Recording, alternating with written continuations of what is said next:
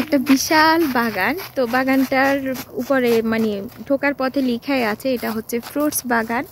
তো এখনো পর্যন্ত যা দেখতে পাচ্ছি তা হচ্ছে যে কি আপনার আপেল আর প্লাম একটা আছে না ছোট, ওইটা জি হ্যাঁ ওরকম ছোট।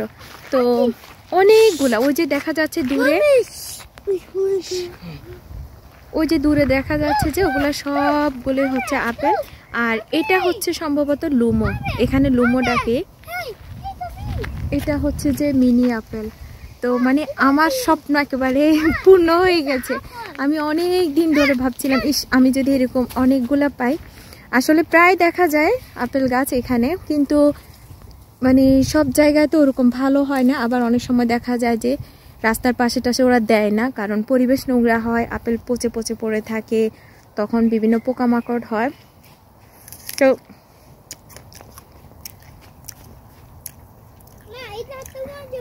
আমাদের তো অভ্যাস একটা খারাপ, মানে আমরা কোনো কিছু পাইনি।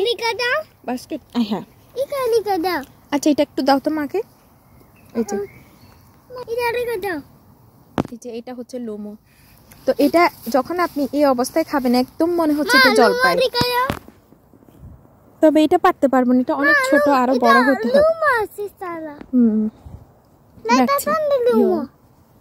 অনেক ছোট, ও মানে আরো প্রায় 2-1 সপ্তাহ লাগবে হলো পরিপূর্ণ বড় হতে। এত এত মৌমাছি ভরা।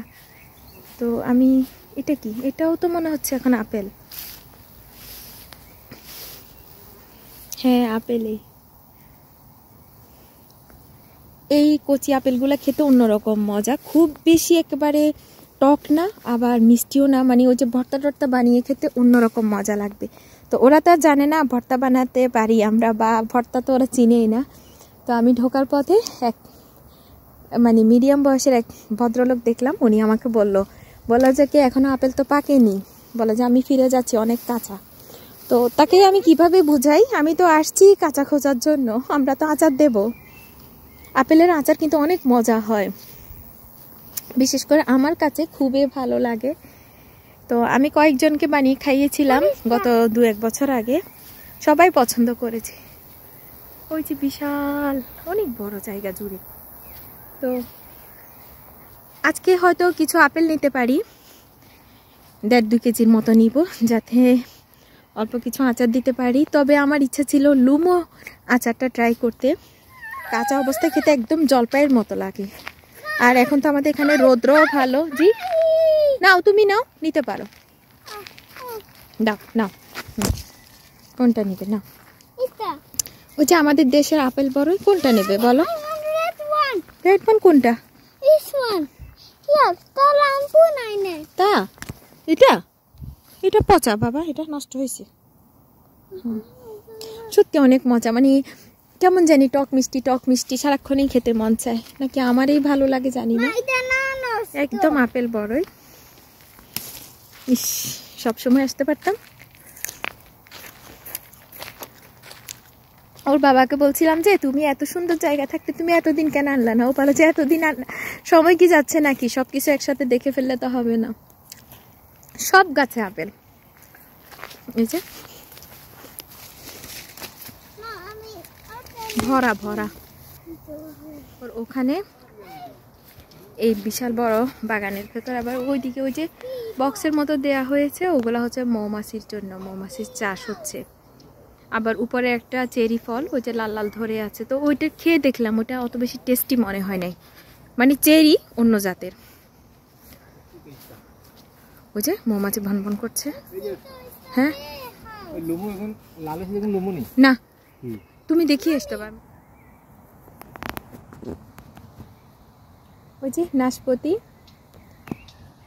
আমি এই ফিনল্যান্ডে থাকা অবস্থায় আজকে প্রথম নাশপাতি গাছ দেখলাম, না দ্বিতীয়বার দেখছি। এর আগে দেখেছি বাট ছেঁড়ার সুযোগ হয়নি। এখন তো এখানে একবারে ইচ্ছে মতো নেওয়া যাবে সবগুলি নাশপাতি। তো এই অবস্থায় খেতে একদম কাঁচা পেয়ারার মতো, লবণ ঝাল দিয়ে খেতে সেই রকম। একটু বড় থেকে 5-6টা নাও তো, আমি খাবো, সত্যি ভালো লাগতেছে। আমরা একটু নিছি, যে এখানে একটাতে জামা কাপড়, ও কালো ব্যাগ, এটাতে কিছু আপেল নিছি।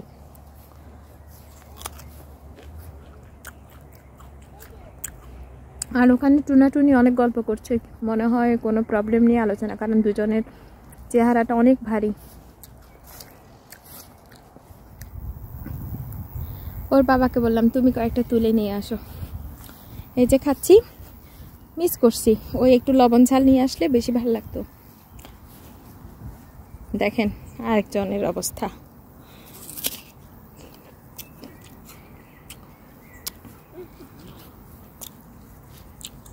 একটাও মুখে দেয়নি, শুধু একবার দেখলো, যখন টক দেখছে আর খাবে না। নাশপাতি খেতে ওরকম টক না, এক মানে সেম পেয়ারার মতো। তো পাকলে তো নাশপাতি একটু পানসে টাইপের থাকে, তো এটা যেহেতু কচি, পানসে না, একটু টাইট টাইপের।